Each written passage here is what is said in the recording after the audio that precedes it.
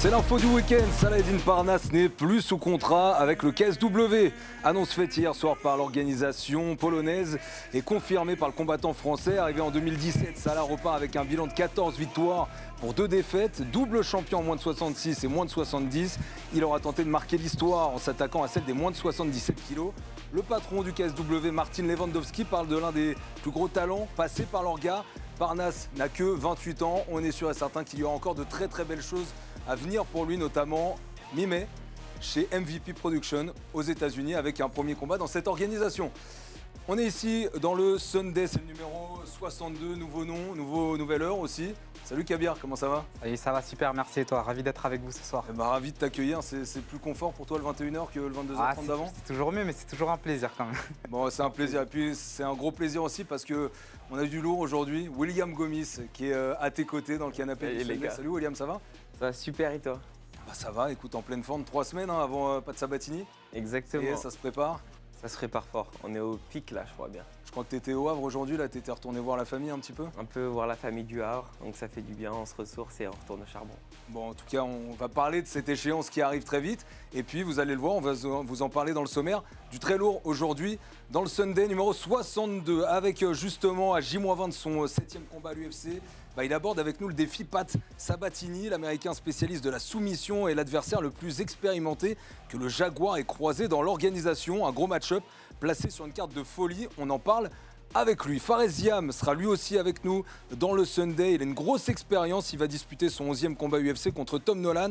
Désormais dans le top 15 des moins de 70 kilos, beaucoup espéraient voir Fares face à un membre du top 15. On va en parler avec lui. Et puis vous l'avez vu, les images de ce qui s'est passé aussi sur le week-end avec notamment la retraite de Gilbert Burns, une des légendes de l'UFC, un 25 combats, on en parlera tout à l'heure, qui a posé les gants après sa défaite ce week-end à l'UFC à Winnipeg. Au Canada, gros programme donc tout à l'heure, tu l'as entendu, on aura Fares Ziam dans une petite demi-heure avec nous. Et puis on va parler de toi d'abord, William évidemment, avec cet événement, l'UFC 328. C'est du très très lourd, 2 ceintures, Chimaev Strickland et Van contre Taïra, ce sera les 2 têtes d'affiche de cet événement. Et il y a aussi du très lourd sur toute la carte en fait, j'ai noté les noms un peu, mais Volkov, Brady, Buckley, Stephens, Błachowicz, Ateba Gauthier. Ça a une très très belle gueule cette carte. Est-ce que tu sais déjà où va se situer ton combat dans cette soirée? Vu les noms qu'il y a, je pense pas que je vais être très haut dans la carte, je pense que je vais être en début de soirée, dans la prélim je pense. Maintenant, peu importe où tu es placé sur cette carte, je pense que c'est hyper intéressant. Ça va être une soirée de malade, avec pas mal de sécurité. Ouais, ça va être lourd. Et en plus, je crois que c'est ton premier numéroté à l'UFC. Exactement, mon premier UFC numéroté, donc là, c'est le moment de marquer l'histoire. Ouais, on espère qu'en tout cas, tu vas marquer ton histoire, l'histoire du MMA français aussi avec une potentielle victoire contre Pat Sabatini. Kabir, pour toi, il se situe où cette UFC 328 qui arrive? Je t'ai donné les noms. Je rappelle, il y a eu pour l'instant, on se souvient, début janvier, fin janvier, ils ont enchaîné 2 UFC d'affilée. Il y a eu 324 Gaethje Pimblet, 325 c'était Volka Lopez, 326 Holloway Poirier, Prochaska Hulberg aussi pour le 327. 328, là c'est du lourd parce que nous on a un Français et en plus de ça, il y a un retour qu'on attend en main-event. Absolument, et en plus de ça, voilà, on a aussi 2 ceintures qui sont mises en jeu, donc c'est vraiment une soirée qui va permettre aussi à William de briller, mais une soirée avec énormément d'enjeux. Il y aura de très gros combats, de très gros noms, et c'est sûr que le retour de Gomis face à Sabatini, ça va être aussi fort. Alors il y a une phrase que tu as dite justement sur ce combat contre Sabatini. Je l'ai récupéré chez Plou, tu dis j'aime bien taper sur la tête des étrangers. Parce qu'en début de carrière, tu as affronté des mecs comme Saladin Parnasse, tu as affronté des têtes comme ça. Mais là, cette fois-ci, c'est un Américain, tu vas l'affronter chez lui. On va voir aussi des images de l'UFC Paris que tu connais très bien, parce qu'avec Benoît Saint-Denis, tu es le seul à avoir fait tous les UFC Paris jusqu'à maintenant. Là, tu vas prendre un Américain chez lui aux États-Unis. Est-ce que tu es content d'aller relever ce défi? Je suis très content. Je suis très content d'aller relever le défi. Et bien sûr que je préfère taper sur un gars qui est soit pas français, soit pas sénégalais, tu vois. Aller chercher un gars chez lui comme un Américain et aller le battre. Ouais. Je trouve ça magnifique. Il y a 2 Américains que tu as déjà tapé à l'UFC, Haider Hamil, Francis Marshall, que tu as affronté à l'UFC, pardon. Ouais.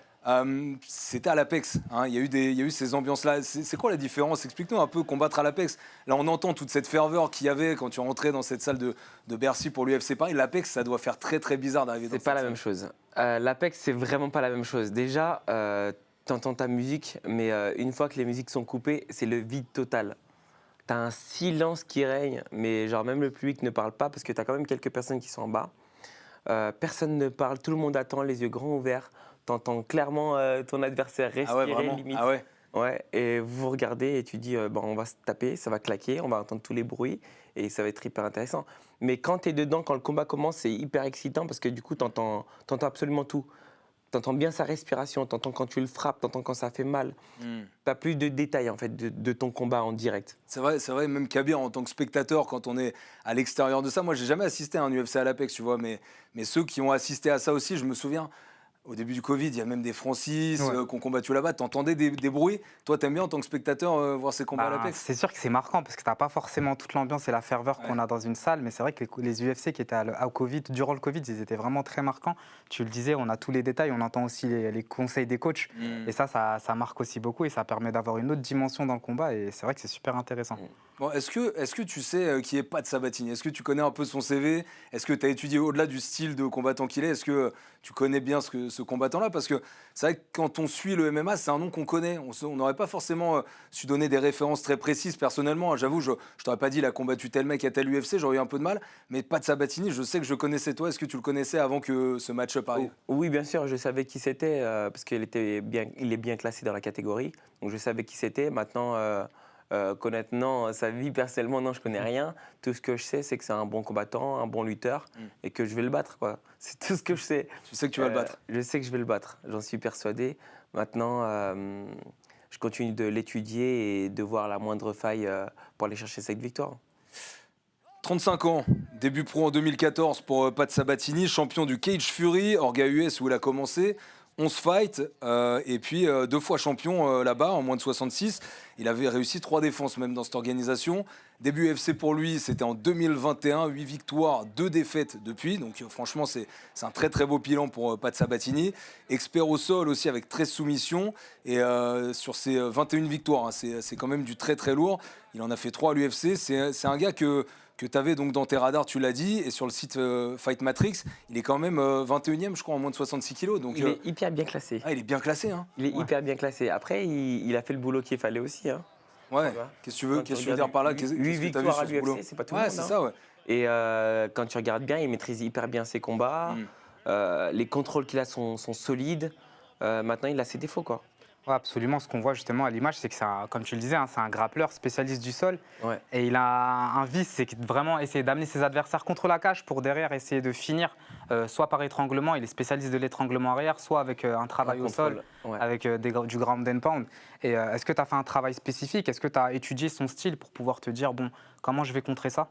Bah écoute, déjà j'ai lutté et fait du sol avec Pierre Monzo et avec tous les autres gars, avec tous les Tchétchènes de la salle, je vais te mentir. Tous les cocasses de la salle m'ont aidé, ils sont à fond avec moi pour m'aider à gagner ce combat-là. Donc je suis plutôt confiant.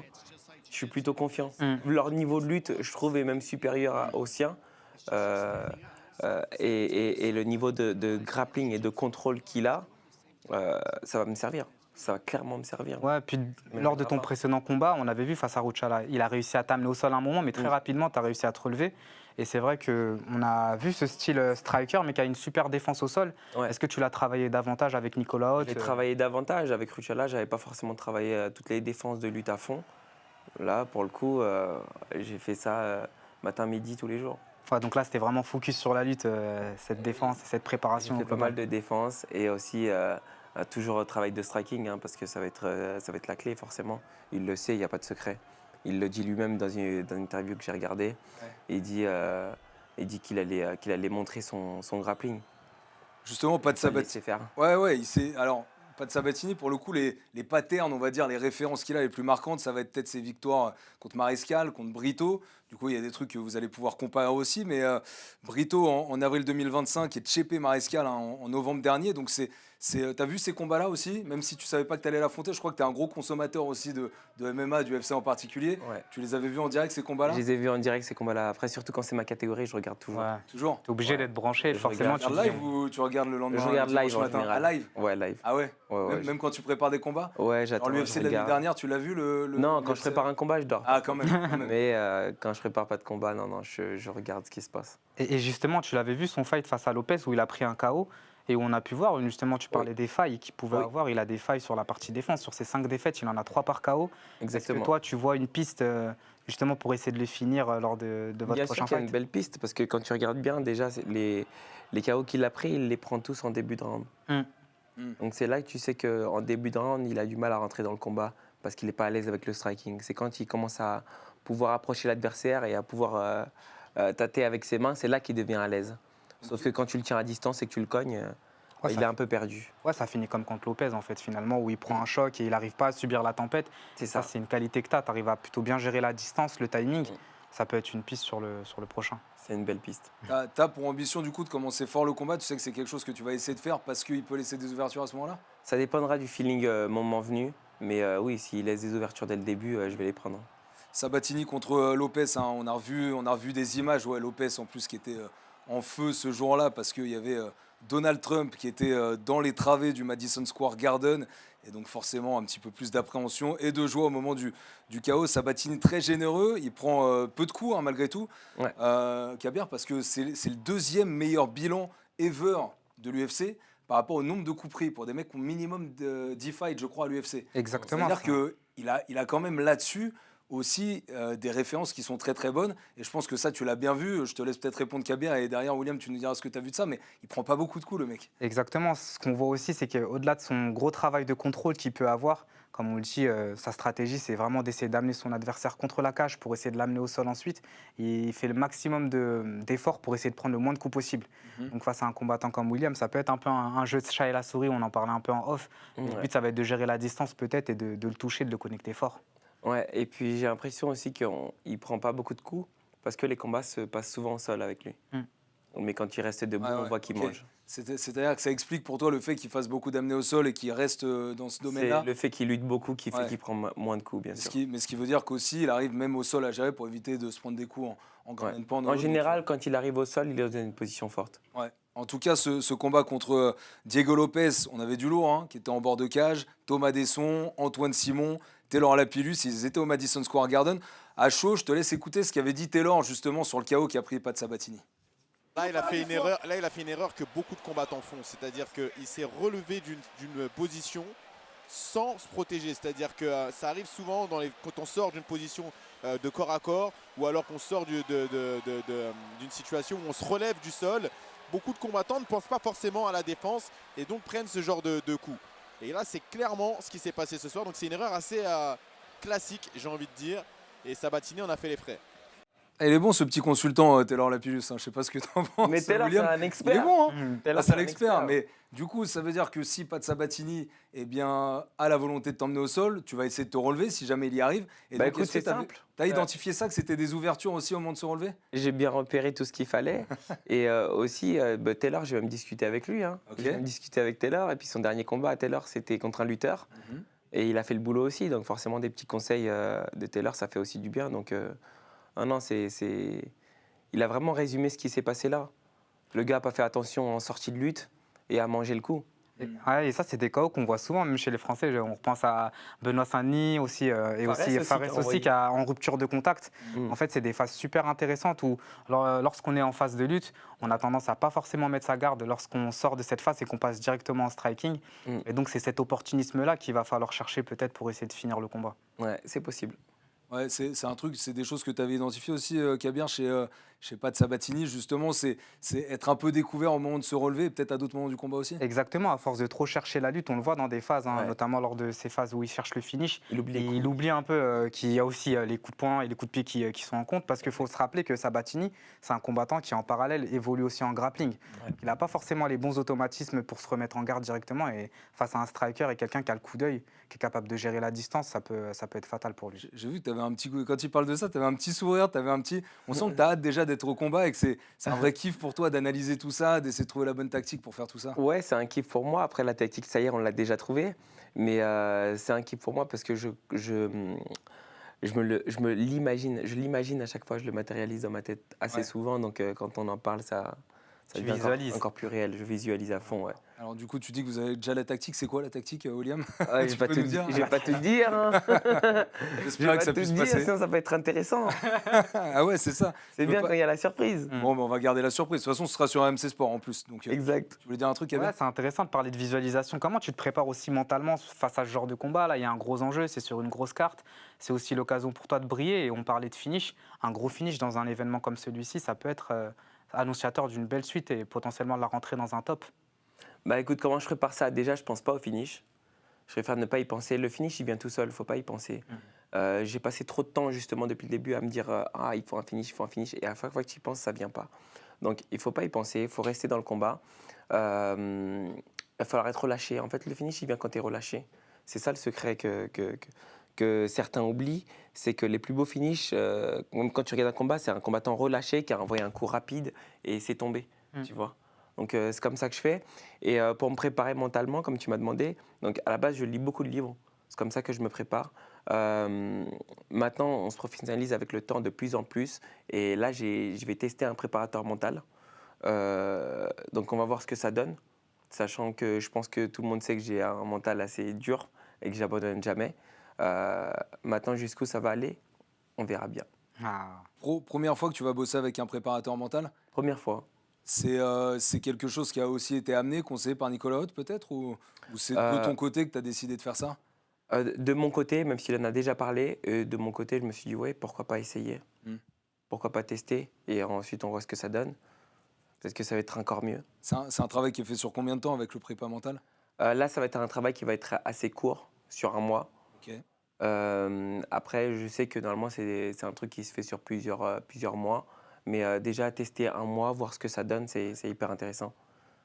Je lis pas mal, je suis déjà assez bon en développement personnel. Donc je me dis que ça peut être bien de tester avec un professionnel. Ouais, tu as des références, tu as des bouquins un peu clés qui te permettent de performer au mieux. Exactement, comme David Goggins. Ouais. Son livre, c'est le livre que je répète souvent. Après, j'ai lu pas mal de livres, hein, comme Le Secret. Enfin, il y a plein de trucs L'intellectuel, la pensée positive, je pense qu'elle est hyper importante. Comme Le Pouvoir du moment présent. Il y a plein de livres hyper intéressants pour vraiment être ancré dans son combat. Parce que ça peut arriver d'être dans le combat, mais pas être dans le flow. C'est-à-dire que ne pas être... tu sais, c'est quand même primitif et instinctif un combat. Donc si tu n'es pas dans le flow, si tu n'es pas complètement dans ton combat, tu vas être en retard de millième de seconde et ça va être suffisant pour prendre du retard sur tous les mouvements de ton adversaire.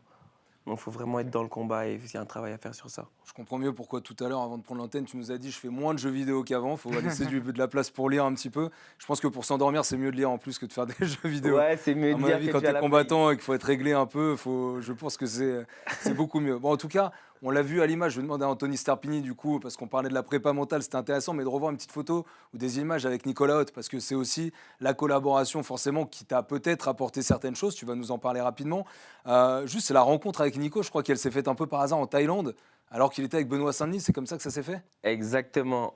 J'étais parti en Thaïlande d'un coup comme ça pour m'entraîner. Et puis, je vois Maxime, François, Maxime mon François, ancien coach de lutte. Ouais. Donc, j'avais 19 ans, il me coachait en lutte à l'époque. Et je vois qu'il part aussi en Thaïlande. Je dis, oula, qu'est-ce qu'il fait? Je dis, mais qu'est-ce que tu fais? On va s'entraîner ensemble. Et il va au Bang Tao comme moi. Où je vais, quoi. Et là, du coup, je tombe sur eux et tout ça. Il me dit, vas-y, passe et tout ça. Je passe. Et du coup, dès le début, on se fait un entraînement avec Benoît, avec Nico et tout. Et ça se passe super bien. C'est là que je rencontre aussi Nico. Je vois qu'il est super sympa et tout ça. Et à ce moment-là, j'ai pas d'équipe à ce moment-là. Et puis, je parle avec Maxime. Il me dit, tu devrais t'entraîner avec Nico. Il est super fort et tout ça. Et puis, moi, je le vois aussi parce que dans l'entraînement, il me donnait des conseils. Face à Benoît et tout, il me donnait des conseils. Et je trouve ça hyper smart. Je trouve vraiment tout ce qu'il me disait, c'était smart et tout. Je me disais, il est bien et tout. Et donc, quand la semaine se finit, Nico me dit, si tu es motivé, si tu es déterminé, tu viens. On ne faut pas me dire ça deux fois. Je suis motivé, je suis déterminé. Ouais, il a su appuyer là où il fallait appuyer avec toi. J'arrive. Et du coup, depuis, on bosse ensemble et ça se passe super bien. Je me sens progresser chaque jour. Et voilà, c'est comme ça. Ce qui est assez fou aussi dans le cheminement que tu as eu par rapport au club que tu as fait, c'est que tu as connu un peu l'époque d'or du MMA Factory. Oui. Parce que quand il y était, il y avait Nassour, il y avait Taylor, il y avait Cyril, peut-être Francis aussi. Équipe de zinzin. Connu Francis au Factory Non, ou- quand il est parti, moi, je suis ok, arrivé. voilà, donc tu as peut-être croisé Francis, mais à quelques mois. Est-ce que tu as l'impression que là, ce qui est en train de vivre Nicolas Haute avec sa team, c'est un peu ce que tu as vécu avec le Factory il y a quelques années? Non, je pense pas, parce que quand même, le Factory, je sais pas comment dire. Déjà, c'était en place depuis bien longtemps quand je suis arrivé. Fernand, c'était déjà. Franchement, c'était le papa du rap. Le papa Du le rap papa game. Parce que t'as dit le papa du rap game. PDRG. Le parrain, c'était le parrain du game et c'est lui J'arrive qui j'arrive chapeautait comme ça. ça, j'arrive comme ça au Factory et tout. Et Fernand, il m'attend devant le club. Voilà. Il est dans sa voiture et tout. Et il me voit descendre et tout, il me fait comme ça. Et moi, je viens, je descends et tout, je vais le voir et tout. Je dis comment ça va et tout, machin. Il me dit bon, il cherche pas à midi 14h. Hein. Bon, c'est quoi ton objectif? Il me dit ça comme ça. Et toi, tu arrives dans un club. Mais sauf que moi, je parle français. Ça veut dire que je dis la vérité tout de suite. Je dis mon objectif, c'est d'être champion de l'UFC. Il me dit ok. En gros, vas-y, c'est bon, on va t'entraîner. Quelques mois plus tard, je suis à l'UFC. Ouais. Tu vois ce que je veux dire? Ouais, ouais. Ouais, Ça y est, il n'a pas concret. parlé chinois. Et donc, quand tu arrives au Factory, on en est où? C'est à quelle période exactement? C'est quoi? C'est du coup ton premier combat, c'est UFC Paris 2022, donc c'est-à-dire début 2022? J'arrive c'est au ça? Factory, il me fait faire un combat au Ares et un combat directement à Et l'UFC. en gros, au moment où tu arrives, ça veut dire que c'est le moment où Cyril va faire la ceinture contre Francis, c'est à peu près ça? Non, j'arrive quand même un peu avant. Un peu avant, ouais, c'est Ouais, ça. ouais, Mais donc, j'arrive ça avant. prépare tout ça. Il y a déjà une énergie qui est assez folle Il y a là-bas. déjà une grosse énergie là-bas, Ouais. il y a pas mal de monde. C'était vraiment la folie. Ouais. Maintenant, il y a aussi un très beau travail aussi qui est fait avec Nico. Ouais.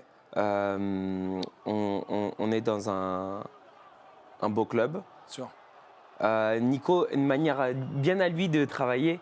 On dirait un intellectuel quand tu bosses avec lui. Ouais. Je te jure. Hein. Ouais.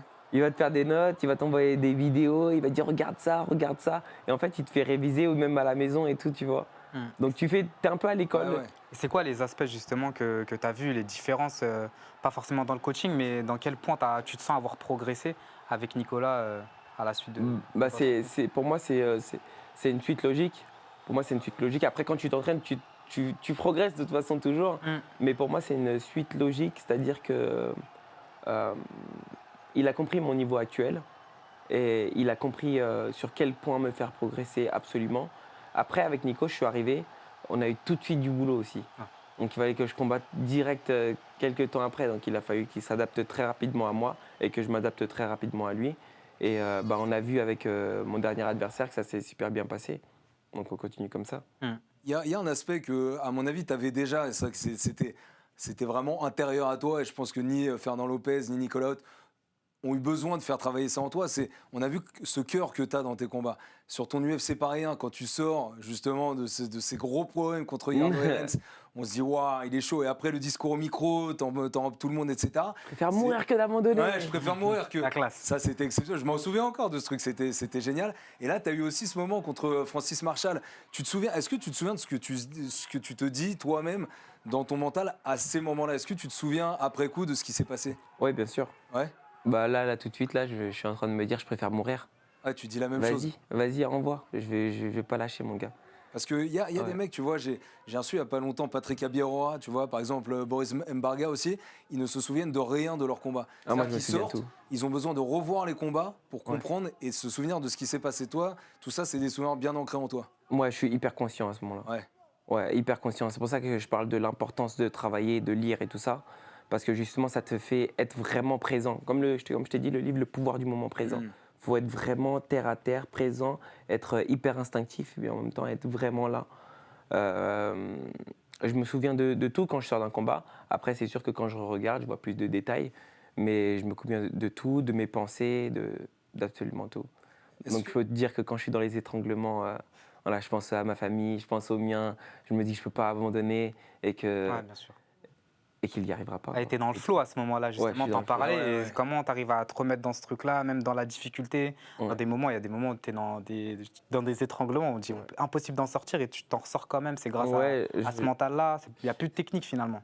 À ce moment-là, il n'y a plus de technique, il n'y a que de la force intérieure, tu vois. La dernière fois que j'ai été pris dans un étranglement comme ça, la seule pensée qui m'est venue, c'est mon fils. Et ça m'a donné une force de malade.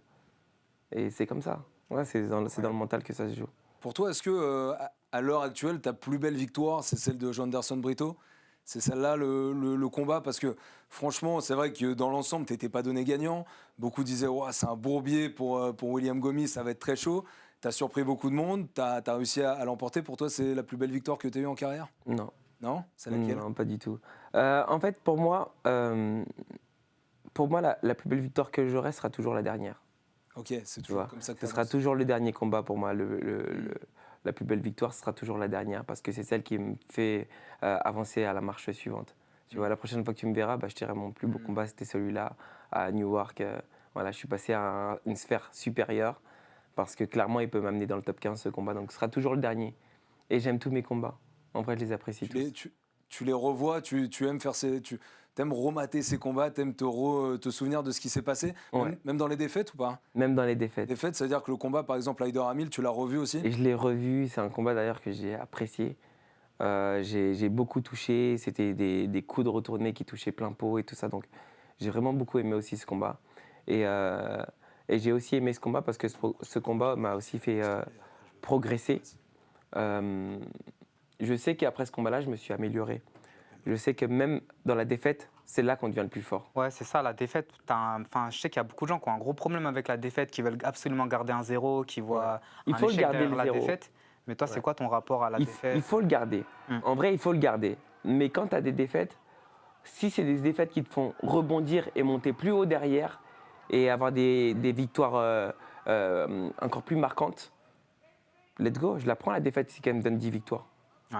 Tu vois. La défaite, là, c'est justement contre Haider Hamil. J'aimerais bien qu'on voit juste rapidement, parce que à la fin de la première reprise, tu as ce coup retourné. Alors, je sais pas, est-ce que c'est le coude, est-ce que c'est l'avant-bras, est-ce que c'est le poing qui tape? Pareil, tu t'en souviens? C'est le coude, plein C'est le pot. coude, plein pot, Plein il se le pot, prend plein pot. il se le prend. Je sais pas si on va le voir, mais Il est solide, hein, il est solide. mais parce le qu'au coude, final, il se regarde, relève. regarde. Tu En l'as là. rupture de Boum. contact, on en parlait en Ouais, plus. il est très beau. Donc ça, c'est fin du premier round, je crois. Ouais, fin du premier Et round. puis derrière, il y arrive bien. Mais c'est vrai que quand j'ai réécouté un peu les commentaires, même en live de Taylor, il y a aussi Michael Lobou qui commentait à l'UFC Paris. Ils disent que déjà, Taylor, il dit il n'y a que quand tu es face à William Gomis, parce que j'ai beaucoup tourné avec lui, que tu te rends compte de ce qu'il est vraiment. Parce que parfois, de l'extérieur, tu ne te rends pas vraiment compte à quel point il est dur.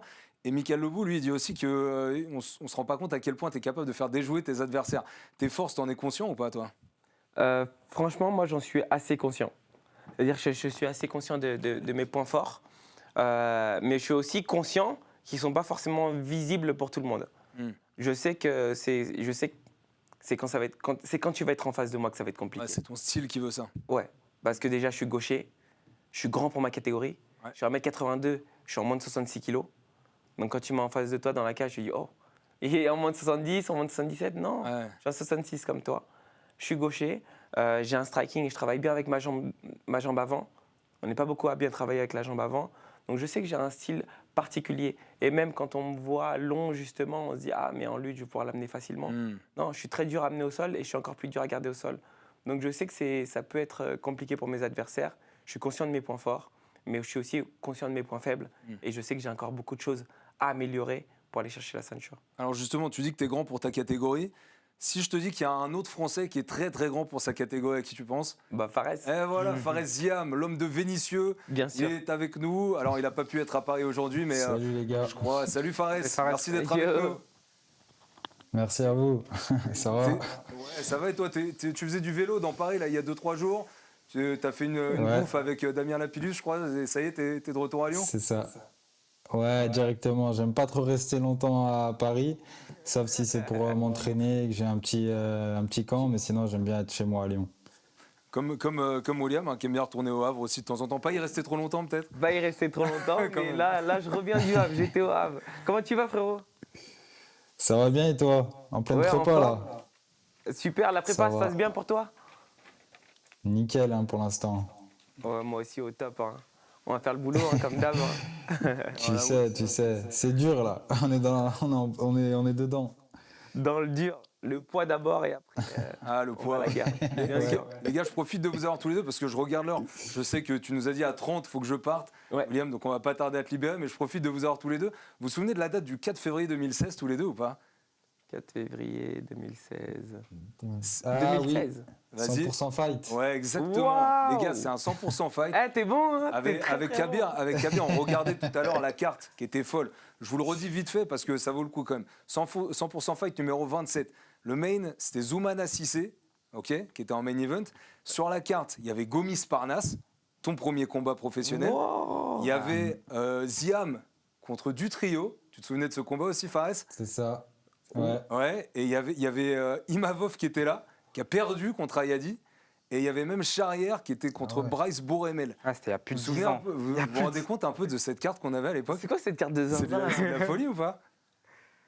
Bah, Hatch, il réunissait toujours les meilleurs Français, hein. C'était lui le pionnier des événements en France. Mm.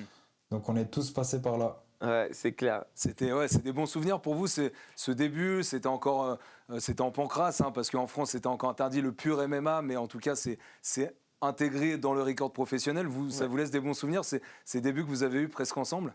Bah écoute, oui, après, moi à ce moment-là, je savais même pas que j'étais pro. C'est vrai. Je sortais d'une compétition de Sanda et mon pote qui m'appelle, ouais, tu veux combattre à Paname demain? J'ai dit, ouais, vas-y, je suis chaud et j'ai pris le train, tu vois. Ouais. Donc moi, juste j'ai kiffé, c'est ce qui m'a fait découvrir le MMA, Ouais. le pancrace et tout ça, tu vois. Toi, c'était ton combienième combat? Il me semble que c'était mon deuxième ou troisième. Je me Ouais, souviens c'était plus nos trop, débuts, mais en quoi. tout cas, j'en tire une belle expérience, hein, franchement. Ouais. Maintenant, aujourd'hui, le MMA il a vraiment évolué comparé à cette époque. Et je me rappelle que tu avais fait quand même un sacré combat face à Saladin. Ah, En fait, c'était la folie à ce moment-là. Ouais, c'était En fait, il y a 10 ans. on venait juste pour kiffer, j'ai l'impression. C'est vrai. C'est vrai, C'est hein. vrai, c'est vrai. Ouais, gros, Ouais. très, très grosse époque. Et d'ailleurs, avant de te libérer, William, juste un petit souvenir. Je crois que tu as un retour de l'écran et de ce qui se passe ici, Fares. Tu te souviens de ces images, Fares? Oui. C'était, c'est ça, tu l'as dit, le Sanda. On n'en a pas parlé dans ta formation, dans ton bagage. Mais regarde, je remercie Arthur Corras. Hein. Arthur Corras qui a été sur Arthur tous Corras. les événements de Hatch, qui faisait toutes les vidéos de Hatch et qui faisait énormément de choses. Et regarde les images de William, qui était en Wushu Sanda à l'époque, champion d'Europe 2014, hein, je crois, William, c'est Ouais, ça? exactement. Oh, on se jetait de la plateforme et tout. Incroyable. Avec Alexandra Tekena. Il y avait du- Ah, il y avait du Il y lourd. avait du monde. Qu'est-ce que ça t'a apporté le Bien Sanda? bien la coupe, hein. Bien la coupe à l'époque. Un vrai mec de Lyon. T'as Ah pas ouais, loupé. il m'a attaqué direct. T'as pas loupé. Fares, t'as de la chance, on n'a pas retrouvé d'image de toi il y a 15 ans. Ah, laisse tomber, défrisage et tout. Dégradé. Ouais, c'est n'importe quoi. Ah, c'est là que vous avez commencé, les gars, en tout cas pour toi, William. Donc, Ouais. champion d'Europe de Wushu Sanda. Je me Ouais. souviens à l'époque, ça passait sur Combat Sport. Il y avait même Professeur X, Xavier Fupapokam, qui était venu Exactement. avec vous sur une compète, je crois. Ouais, bah, il y avait, oui, bien sûr, il y avait Xavier qui était là, il y avait aussi Yves Landu, Ouais. il y avait Kevin Petit. Oui, En exact. Sanda, on avait une équipe de malades, une équipe de France de dingue. Où, Ouais, ouais, du, bah, il y a beaucoup de gars du MMA qui sont à très haut niveau maintenant. ouais, du très lourd. À Jason l'époque, Poney j'avais aussi. fait moi Ouais. aussi, Sanda. Ah, c'est vrai, t'en avais fait, Fares? C'est un truc de ouf, hein. On était beaucoup. hein. J'avais fait champion de France. Et il y avait un regroupement équipe de France où j'ai pas pu y aller, du coup ils m'ont nexté. Ah, voilà. Mais bah, comme quoi, tu Et vois, comme on quoi, était- finalement, on t'es était là. Jason Poney aussi. Elle est belle, la vie. Ouais, on était ouais, c'est beaucoup, clair. ouais.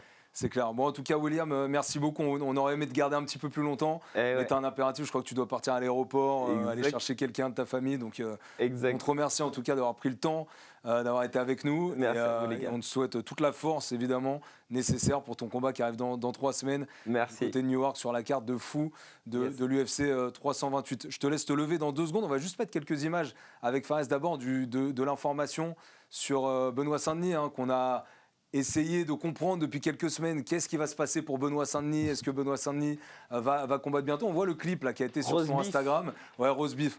Si tu veux y aller, William, on te laisse y aller. Désolé, mais... Allez, ciao, c'est- Fares. tu peux rester si tu veux. hein. Allez, ciao, force frérot. Merci, Ciao, William. frérot, pense à nous. Et donc Benoît Saint-Denis, vous le Allez. comprenez, qui salut William, merci beaucoup, merci d'avoir été avec nous. Benoît Saint-Denis qui va donc combattre certainement, Kabir, contre Paddy Pimblett. Paddy Pimblett, lui, il avait dit qu'il serait sur la carte de l'International Fight Week au mois de juillet. Et finalement, il a fait ce petit clip. Kabir, toi d'abord, sur ce petit clip, où on voit que voilà, il a bouffé du burger, etc. Il fait référence aux Américains, notamment, qu'il a combattu avant. Et puis, ici, il dit qu'il va manger du roast beef. Donc, tous les signaux vont vers un BSD, Paddy Pimblett, au mois de juillet à Las Vegas. Absolument, là on voit qu'il y a un peu tout ce qui s'aligne, hein, tout un scénario qui s'aligne pour avoir ce fameux fight avec Paddy Pimblett. On connaît toutes les rivalités qu'on a entre la France et l'Angleterre dans tous les sports, que ce soit le rugby, la boxe, hein, on y pense. La semaine prochaine, on a Tony Yoka aussi qui va affronter un Anglais. Et là, c'est sûr qu'on voit les coms des deux différentes parties, qu'on s'apprête à avoir un gros choc chez les moins de 70 kilos. Ouais, Fares, une réaction peut-être sur le combat qui pourra arriver. En plus, c'est intéressant parce que c'est ta catégorie. C'est des mecs qui sont rankés comme toi, évidemment, un petit peu plus haut. Mais en tout cas, tu peux commencer à avoir des visions sur des noms comme ça. Qu'est-ce que tu penserais de ce match-up entre BSD et Pimblett ? Je pense que ça mérite même un titre BMF, hein, ce combat. Hein. Je pense que ça va être une grosse guerre. Et c'est vraiment un très gros fight pour l'UFC. Ouais, énorme fight. Donc Benoît Saint-Denis, on aura l'occasion d'en reparler dans le Sunday, dans le RMC Fighter Club podcast et évidemment dans toutes les émissions qui sont proposées par RMC Sport. Fares, tu restes avec nous si tu le peux, si tu veux bien. On va te garder une petite demi-heure jusqu'à la fin du Sunday. D'abord, on vous propose une toute petite page de pub puis on revient pour parler du combat à venir de Fares Ziam à l'UFC.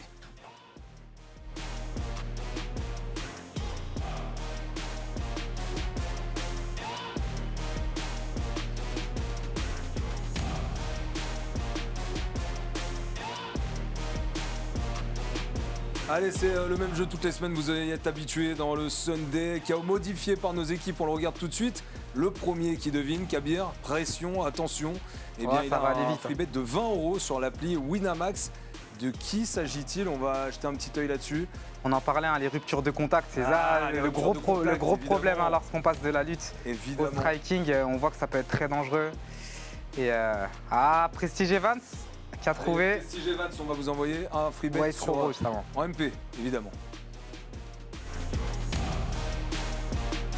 Allez, on est de retour, c'est le Sunday, on vient de se quitter avec William Gomis, qui part pas tout de suite à Newark, hein, qui a un peu d'entraînement avant ça, avant de préparer son combat à venir. Et on a le plaisir, on a l'honneur, on a la chance d'avoir Fares Ziam qui est avec nous. Tu affrontes, Fares, merci encore, tu affrontes donc grosse échéance pour toi, hein, évidemment.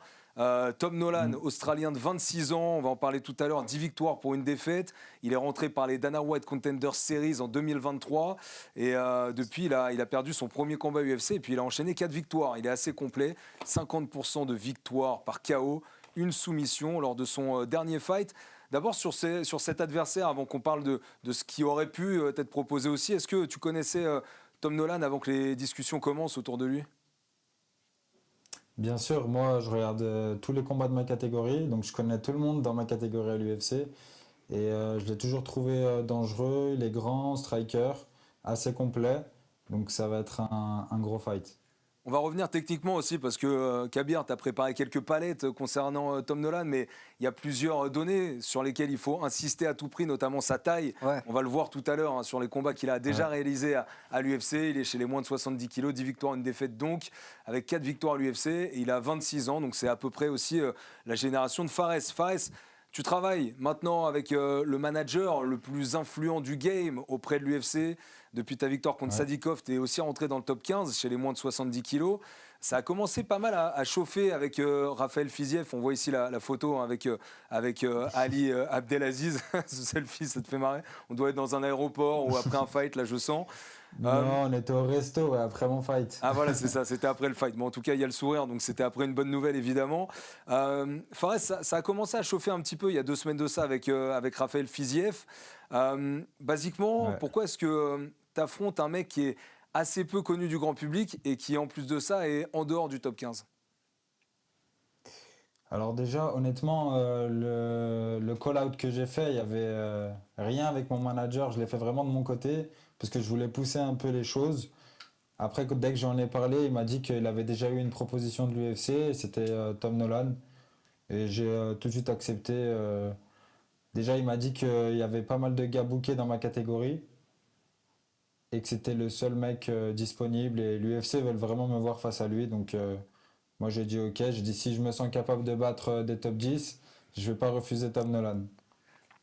Oui, et justement, c'est ce qu'on se disait. Beaucoup de gens, à l'issue de cette performance face à Sadikov, te voyaient directement affronter quelqu'un pour monter dans le top 10. Parce que voilà, on sait qu'en termes de finish et en termes de victoire, tu es quand même sur une très très belle lancée. Si on ne compte pas Ilia Topuria qui a Ouais. récemment monté chez les moins de 70 kilos. En vrai, c'est toi le premier en termes de série de victoires. Donc, tu vois ce combat comme un combat d'activité parce qu'on en parlait. Lorsqu'on parlait de Sadikov, on disait que c'était un bourbier et toi, tu as répondu en disant non, non, c'est moi le bourbier. Est-ce que justement le prochain combat, c'est pour toi une occasion de montrer que c'est toi le bourbier de cette catégorie? Bah, exactement, hein. C'est un fight, comme je t'ai dit, voilà, je suis favori, mais je vends pas la peau d'ours avant de l'avoir tué. Je vais rester très concentré sur ce combat, je vais m'entraîner dur et je vais encore montrer de quoi je suis capable. Ouais, et puis il y a une spécificité, tu es aussi avec un adversaire qui Je vais leur est assez demander un grand. petit- Très souvent, tu as affronté des gens qui étaient beaucoup plus petits, et lui aussi. Hein. D'ailleurs, quand on voit ses précédents combats contre Martinez, notamment, il avait un gros écart d'avantage, un gros avantage de taille qui l'a permis d'avoir pas mal Ouais. d'ascendant. Comment tu prévois ce combat face à un gars qui est beaucoup plus grand, qui est assez expérimenté et qui est très complet? Et bah déjà, je m'entraîne avec des gars qui sont de grande taille. J'ai déjà fait mes sparring avec des gars qui étaient aussi grands que moi. Et ça me rappelle une prépa que j'ai fait face à Jay Herbert qui faisait la même taille que moi. Donc ça me fait pas peur et j'ai déjà fait ça. Pour revenir, Fares, rapidement sur la manière dont s'est monté ce combat, avant qu'on rentre vraiment purement dans le technique et dans le camp que tu es en train de faire.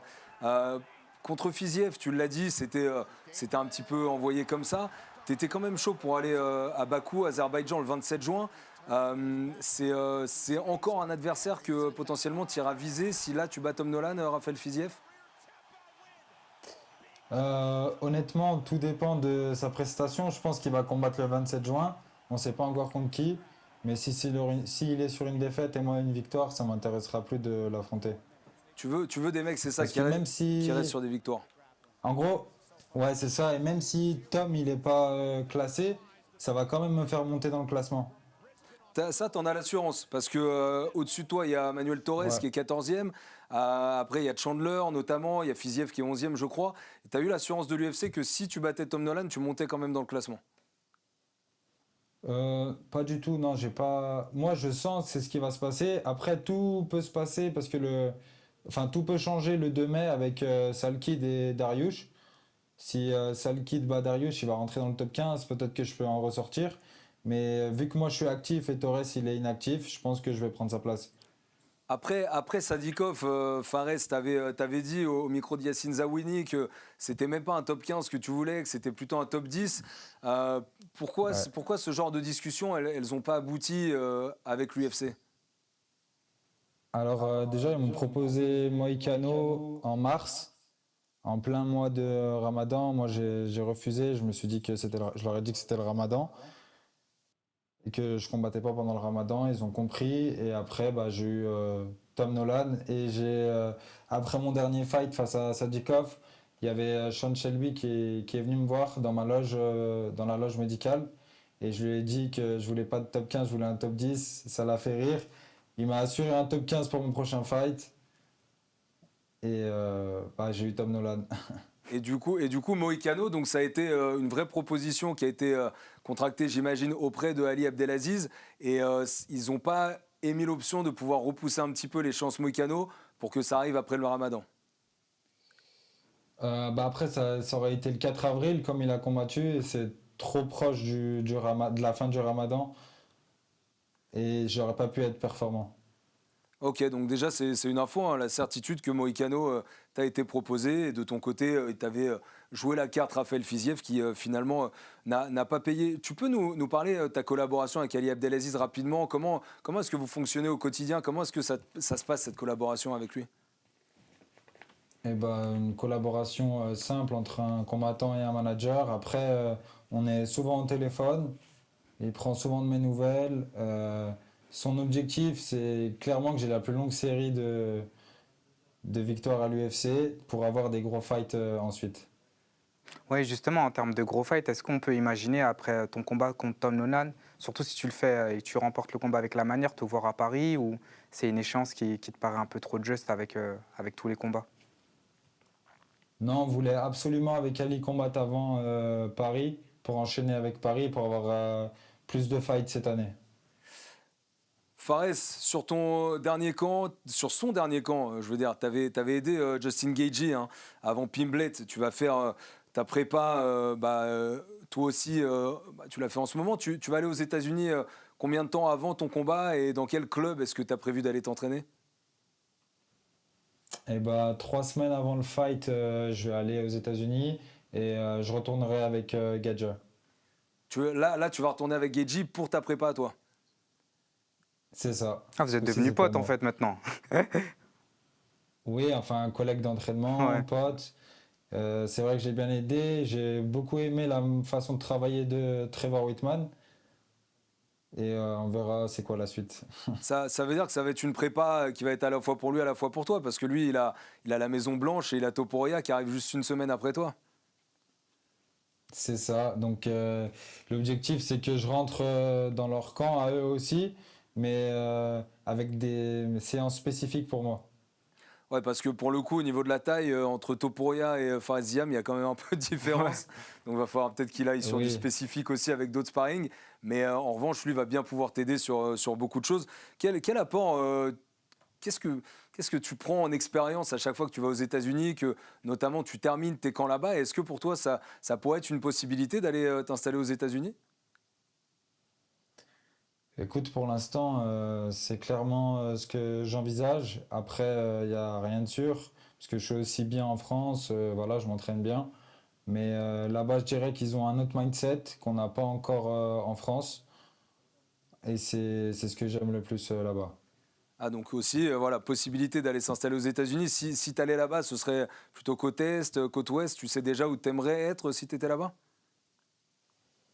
Alors écoute, moi, je me suis beaucoup entraîné à Miami. Et après avoir testé Denver avec Justin Gaethje, je préférais aller à Denver. Ok, Denver avec Justin Gaethje, avec Trevor Whitman hein, notamment, qui pourrait aussi Ouais, t'apporter beaucoup de choses. Mais tu l'as dit, quand tu es arrivé tout à l'heure, quand tu es un peu trop loin de Lyon, ça te fait un peu de mal aussi. Donc va falloir essayer de gérer c'est le temps ça. entre les deux. Mais en tout cas, j'imagine aussi que le regard des gens a changé depuis que tu as cette longue série de victoires. Et donc aux États-Unis, tu es un petit peu respecté parce qu'ils fonctionnent aussi beaucoup comme ça. Hein. Ils regardent les palmarès, les accomplissements et puis ils donnent un petit peu de respect aux gars qui arrivent à la salle aussi en fonction de ça. Donc des très bonnes choses pour toi avec Justin Gaethje. Fares, on va regarder ton année 2025 hein, avec des très belles victoires. On voit ici Ouais. d'abord le nombre de victoires de suite. Alors ça va être intéressant. Tiens, le nombre de victoires de suite chez les moins de 70 kilos. Est-ce que tu sais que dans le roster actuel des moins de 70 kilos, il y en a un qui a plus de victoires que toi d'affilée, il s'appelle Ilia Topuria. Sauf qu'Ilia Topuria, chez les moins de 70, il a fait qu'un seul Ouais. combat. Donc cette stat, Kabir, Oui. elle est assez folle. Fares Ziam, c'est celui qui actuellement, devant Saint-Denis, devant Tsaroukian, a le plus gros nombre de victoires d'affilée à l'UFC. Absolument, et c'est ça qui est dingue, et ça nous permet aussi de remettre en perspective la position que tu as dans cette catégorie qui est très très très relevée. Tu le disais, hein, le fait de ne pas pouvoir affronter quelqu'un qui est ni dans le top 15 ni dans le top 10, c'est aussi dû au calendrier, au fait qu'il y a déjà beaucoup de combats qui soient bookés. Mais force est de constater qu'en étant justement dans le top des plus gros longues séries de victoires, tu as un nom qu'il ne faut absolument pas éviter dans la catégorie. Ouais, c'est ça. Après, voilà, quand tu es 15e, c'est quand même une place délicate. Tu sais que tu peux sortir du top 15 comme tu peux monter. Donc, écoute, je vais défendre ma place et c'est tout, hein. Voilà, une place ouais, bien au chaud à défendre pour Fares Ziam donc dans ce combat contre Tom Nolan. Fares actuellement 15e, 6 victoires d'affilée chez les moins de 70 kilos, c'est du très très lourd. J'ai envie de revoir juste une image rapidement parce que tu es sorti aussi avec tout ce palmarès que tu as d'une situation très compliquée. J'aimerais l'analyser avec toi. C'est ce calf slicer qui est arrivé. On sait que tu es capable, c'était le cas aussi de William tout à l'heure, hein, William Gomis qui est sorti de situation incroyable contre Marshall, contre Herens. Tu peux nous analyser un peu cette situation parce que ça arrive dans le R2 contre Davis. On se dit Ouais. qu'il y a un ligament qui peut sauter carrément à ce moment-là, tellement ta jambe elle est dans un axe improbable. Qu'est-ce qui te sauve à ce moment-là? C'est aussi beaucoup de souplesse. Alors, ce qui me sauve, bah, déjà la résilience, parce que c'était quand même, je me sentais bloqué, bizarre, tu vois. Et honnêtement, après ce combat-là, j'ai vu mon kiné et ce qui m'a dit que c'était ma hanche qui m'avait sauvé. J'avais une grosse souplesse de hanche et si j'avais pas cette souplesse, le genou aurait lâché. Ah, Kabir, c'est assez impressionnant. Moi, je me souviens, je pense qu'il y avait une émission à RMC Sport, donc je devais bosser dessus. Et quand on voit ça, on était un peu glacé parce qu'on se dit, mais comment le corps humain peut se tordre dans des positions pareilles? Et Fares, il a réussi cet exploit et c'est assez fou comme image. Ouais, déjà qu'avec ton allonge, on te compare souvent à Luffy. Là, on s'est dit, ah ouais, il y a une sorcellerie dans l'histoire parce que c'était vraiment exceptionnel de sortir de ce truc-là. Et c'est vrai qu'on parle beaucoup du physique. Tu disais que ta mobilité de hanche, ça t'avait aidé. Mais on en parle aussi avec William. Dans ces phases-là, tu penses à quoi? C'est quoi l'aspect mental qui te permet de sortir de ces situations? Honnêtement, tu vois, à force de combattre, tu dis que tu vas pas le laisser gagner pour ça et tu vas te battre jusqu'au bout. Et moi, c'est tout ce que je voulais, gagner ce combat et pas le laisser gagner pour ça et que j'allais trouver la solution pour sortir. Ah, assez impressionnant, Fares. C'est quoi la différence? Parce que tu es un des combattants les plus expérimentés aujourd'hui en France, hein, et puis même quand tu auras terminé ta carrière, tu feras partie des combattants français avec le plus de combats dans la plus grosse organisation au monde, c'est certain. C'est quoi la différence entre le Fares, par exemple, qui à l'époque perd contre McKinney, c'était à la fin de ton premier contrat UFC, 4e combat à l'époque. C'est quoi la différence entre le Fares de 2022 et celui de 2026? La grosse différence, c'est que maintenant, je sais de quoi je suis capable. Avant, j'avais beaucoup de doutes en moi. Aujourd'hui, j'en ai plus. Et je sais que je vais arriver très très loin dans cette catégorie.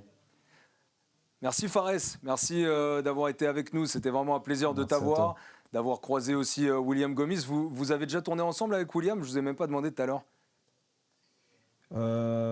Une fois, mais c'était en lutte grappling à Miami. J'étais d'ailleurs surpris de le voir là-bas. Je l'ai vu d'un coup apparaître dans la salle et on s'est entraînés ensemble et c'était cool. William, partout, il va en Thaïlande, il croise Nicolas TBSD, il va à Miami, il croise Fares Ziam. C'est bien, il faut le suivre. Pour rencontrer du beau monde, il faut suivre William Gomis. En tout cas, Fares, merci infiniment d'avoir fait ce petit écart dans ta prépa pour venir dans le Sunday, on le rappelle. Tom Nolan sera ton adversaire, sera à l'UFC Apex le 6 juin prochain, évidemment. Ce sera sur RMC Sport. On va te suivre avec beaucoup d'attention. Merci Fares et bonne fin de prépa à toi. Merci. Ciao. Merci Fares, merci beaucoup. Ensemble, on va quand même continuer à analyser aussi un petit peu Tom Nolan parce qu'il nous reste à peu près 10 minutes. Kabir, toi, ce que tu as vu de ce combattant-là, déjà, c'est un garçon qui est grand parce que Fares, il fait 1m91, lui, il fait la même taille. La taille des derniers adversaires de Fares, 1m78, 1m83, 1m75 pour Frévola. Puelles faisait 1m80 aussi. Donc là, il y a déjà cette taille qu'il va falloir gérer, ce qui est quelque chose auquel n'est vraiment pas habitué Fares. Oui, absolument. En plus de ça, il le disait justement, Nolan, c'est un adversaire qui a un profil assez complet, avec un gros background dans Muay Thai, mais aussi une belle base en Jiu-Jitsu. Lui aussi, il a souvent eu l'avantage de taille. On le voit face à Martinez. Là, c'est un adversaire qui était beaucoup plus petit. Et dans ce genre d'opposition, la distance et le jeu de distance et de timing, c'est ce qui fait un peu la clé. L'objectif dans les sports de combat en général, c'est de toucher sans se faire toucher. Ouais. Et là, lorsqu'on a deux adversaires qui font plus ou moins la même taille, tous les avantages qu'on avait lorsqu'on combattait plus grand, ils sont un peu annihilés. Et c'est aussi pour ça qu'on voit que Fares, il a aussi centré son entraînement avec des sparring partners qui étaient de la même taille. Parce que tout ce jeu de distance qu'il a l'habitude d'avoir et tout cet avantage, il est forcément réduit lorsqu'on a un adversaire qui fait la même taille. Ouais, Tom Nolan avec une expérience qui commence à être sympathique à l'UFC parce qu'on disait quand même 6 victoires d'affilée chez moins de 70 pour Fares Ziam, mais il y en a 4 d'affilée quand même pour Tom Nolan. Donc il pourrait rejoindre par exemple en cas de victoire Tsarukyan avec 5 victoires d'affilée chez moins de 70. Évidemment, on n'est pas au même level d'adversité, mais en tout cas c'est un match-up que toi t'estimes bon pour Fares quand même. Oui, c'est un match-up qui est bon. Après, je pense qu'aussi, il y a une volonté de l'UFC de mettre en avant Nolan. C'est un combattant qui est aussi sur une belle lancée. Il a été performance of the night, on le voit aussi lors de ses combats. Face à Campbell aussi, il avait fait une très belle performance. Là on voit aussi la seule défaite de Nolan sur ce combat-là. Oui, c'est aussi un des points qui nous permet de voir aussi ses failles. On sait que c'est un combattant qui va aussi jusqu'au bout, qui a été fini et qui a aussi une bonne expérience. Il avait fait un beau passage au Dana White Contender Series, puis il avait perdu son premier fight à l'UFC et depuis il est sur une belle lancée. Il a même eu des bonus, donc c'est un combattant qui est en train de monter. Il est un peu plus jeune que Fares, il a 26 ans et c'est un peu ça. Fares, il le disait, en étant dans le top 15, on est un peu dans le ventre mou de l'organisation, donc on est à la fois sur un siège éjectable, mais aussi on peut être aussi propulsé très fort en fonction de la performance qu'on fait. Ouais. Et donc, forcément, on sait que c'est un combattant qui qui promet de belles choses aussi pour Fares. Ouais, Tom Nolan, donc l'adversaire de Fares Ziam, ce sera le 11e combat UFC de la carrière de Fares Ziam, une carrière XXL qui s'est fait un peu sous les radars pendant un moment et qui, grâce à cette arrivée dans le top 15, on l'espère, va être beaucoup plus grande et va prendre beaucoup plus d'ampleur aussi au niveau médiatique et chez les fans, même si les fans, ils sont très nombreux derrière Fares Ziam et on comprend aussi la popularité de Fares à chacune de ses sorties. Je t'ai pas entendu tout à l'heure, on va rebasculer rapidement sur l'info qui est tombée hier soir au KSW. Saladin Parnasse ne combattra plus dans l'orga polonais, c'est terminé. Beaucoup de spéculations depuis longtemps. Une annonce de Saladin Parnasse, en tout cas de combattre sur une carte MVP mi-mai aux États-Unis, sur Netflix. Une grosse échéance pour lui, même si l'adversaire semble assez largement à sa portée. Kabir, qu'est-ce que tu penses du choix de Saladin Parnasse aujourd'hui de partir du KSW? On espère l'avoir sur RMC Sport bientôt, mais est-ce qu'on peut peut-être se dire qu'il va combattre chez MVP et que s'il n'y a pas de contrat signé avec MVP, on peut le voir à l'UFC en septembre à Paris? Oui, ça peut être une suite. On a toujours su les ambitions de Salah et globalement de toute son équipe. C'était de pouvoir prendre le plus d'argent en prenant le moins de bobos possible, que finalement la légitimité de l'UFC, elle était parfois à revoir puisqu'il y avait autant de compétitivité dans cette organisation que dans d'autres. Donc effectivement, il a fait le tour, il a accompli ce que peu d'autres combattants ont pu jusqu'où ils ont pu aller. Il a été double champion là-bas, il a même tenté la triple ceinture, mais maintenant, je pense qu'il a fait le tour de l'organisation. La suite logique, c'est de prendre un gros cachet avec MVP et pourquoi pas rentrer à l'UFC pour pouvoir aussi flotter les plus hauts classements. Ouais, et puis moi, je rajoute juste que quand on voit les âges, tu vois, 28, 29 ans, de William, de Fares, de Salah, on sait qu'il y a encore de très très belles choses à faire parce que ces mecs-là sont encore jeunes. Ils ont déjà beaucoup d'accomplissements, ils ont beaucoup de balises qui ont été déjà prises sur leur carrière. Et là, cette fois-ci, il y a des moves qui sont faits. Ça va être le cas pour Salah et on espère qu'il pourra faire de très belles choses, que ce soit à l'UFC ou ailleurs. Mais en tout cas, on est certain qu'on continuera à le suivre et que la popularité que justement Salah a déjà en France va pouvoir s'accroître grâce à ces échéances futures. Kabir, désolé, on ne peut pas continuer sur Salah parce qu'il nous reste très peu de temps. Et il faut qu'on parle quand même de ce qui s'est passé ce week-end à l'UFC parce que ça ne s'arrête jamais dans cet orga. Hier soir, ils étaient à Winnipeg, première venue dans la ville canadienne depuis 2017. Et voici ce qui s'est passé en main event. Alors ça c'est une petite combinaison. Ça c'est un Malotte. Il a raison. Ouais, le genou. Il n'est pas bien Burns. On va pousser plus haut. Magnifique.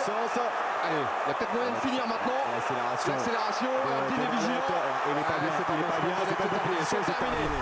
Et victoire de Mike Malotte pour le combat le plus important de sa carrière. Et ça, il en avait besoin de cette performance-là. Mike Malotte. L'UFC lui a fait confiance en lui proposant la tête d'affiche de cet événement au Canada. Maintenant, ils savent que pour les prochains événements au Canada, ils ont quelqu'un pour tenir le haut de l'affiche à chaque fois.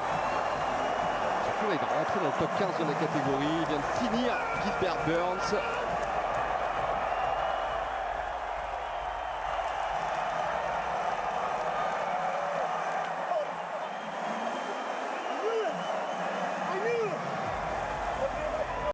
Fin très compliqué pour Gilbert Burns, Kabir, qui prenait là sa 5e défaite d'affilée. Ça fait très mal. Ça fait penser à des fins comme Tony Ferguson, comme BJ Penn aussi à l'époque. Ouais. Avec beaucoup de séries de défaites, ça fait un peu mal de voir Gilbert Burns comme ça. Ouais, on va reprendre les propos d'un célèbre artiste qui disait « ça fait mal d'assister à l'agonie d'un homme en or ». On voit les images des gants qui sont posés. Ouais, malheureusement, c'est pas ça qu'il faut retenir, je pense, de sa carrière. C'est un combattant qui a été chevronné, qui a été un vétéran. Là, il a été mis sur cette carte pour faire briller Mike Malotte, qui va probablement rentrer dans le top 15. Mais il ne faut pas oublier que Gilbert Burns, c'est un combattant qui a fait soulever des foules, qui a eu de très belles oppositions. On pense notamment à son combat contre Chimaev, qui était exceptionnel. Un expert du sol, un combattant chevronné qui refusait aucun défi. Donc c'est un peu triste de voir une fin de carrière comme ça, sur 5 défaites de suite, avec des gros finishes. Mais finalement, on va essayer de retenir surtout toute l'expérience et tous les beaux combats qu'il a fait, avec beaucoup de finishes au sol comme debout. C'était une très très belle carrière. Regardez, 22-10 avec 6 KO TKO, 9 soumissions évidemment, 25 combats quand même à l'UFC depuis 2014. Est-ce que, question un peu dure, mais est-ce que tu le mets dans la catégorie des légendes, Gilbert Burns? Je pense que ça va... c'est un peu la culture de l'instant. On ne peut pas utiliser des termes comme légende maintenant parce que c'est un sport qui oublie aussi très vite. Tu as des combattants qui ont fini invaincus. Tu ne mets pas dans les légendes. C'est un peu trop tôt, je pense, pour le dire, parce qu'il y a des combattants qui ont fini invaincus avec plein de ceintures qu'on a oubliées. Mais en tout cas, c'est un combattant générationnel. Ça, il n'y a aucun doute. Tous ceux qui ont vécu Gilbert Burns à l'UFC, ils se rappelleront de ce combattant et de ce qu'il était. Ouais, et bien sûr, un title shot contre Kamaru Usman perdu en 2021. Et c'est là que ça a commencé à se compliquer, puisqu'il a pris 2 victoires pour 7 défaites depuis ce title shot perdu contre Kamaru Usman. Gilbert Burns, qu'on ne reverra plus à l'UFC, qu'on ne reverra certainement plus en MMA, et qui va pouvoir continuer à faire d'autres compétitions à côté, comme le font beaucoup de combattants, comme Uriah Faber, par exemple, hier soir, qui était contre Tsarukyan. Mais en tout cas, c'est terminé pour Burns à l'UFC. Évidemment, on l'aura suivi pendant plusieurs années sur RMC Sport. On en était très heureux. Kabir, merci infiniment d'avoir été avec moi. Beau casting ce soir. Voilà, on était à la cool. Et je ne suis pas là souvent, mais j'ai été bien gâté aujourd'hui. De même pas là souvent, mais franchement, on a kiffé. Et merci au chat, merci à tous ceux qui étaient là. C'était cool. Et merci aussi à Flora qui m'a laissé son siège ce soir. C'était son anniversaire hier. Donc je l'embrasse, Flora, je voulais le faire en début d'antenne, j'ai complètement oublié, mais je l'embrasse et évidemment vous la retrouvez, je crois, dès la semaine prochaine pour le Sunday, avec évidemment toutes les images de la semaine qui arrivent sur RMC Sport et dans le monde des sports de combat. Kabir, on te retrouve très vite aussi sur le canapé du Sunday. Suivez le RMC Fighter Club, suivez tout ce qu'on fait sur RMC Sport pour les sports de combat. Merci aux équipes qui ont bossé sur cette émission autour de Anthony Sterpini ce soir. À très vite sur RMC Sport et merci de nous avoir été fidèles. Ciao.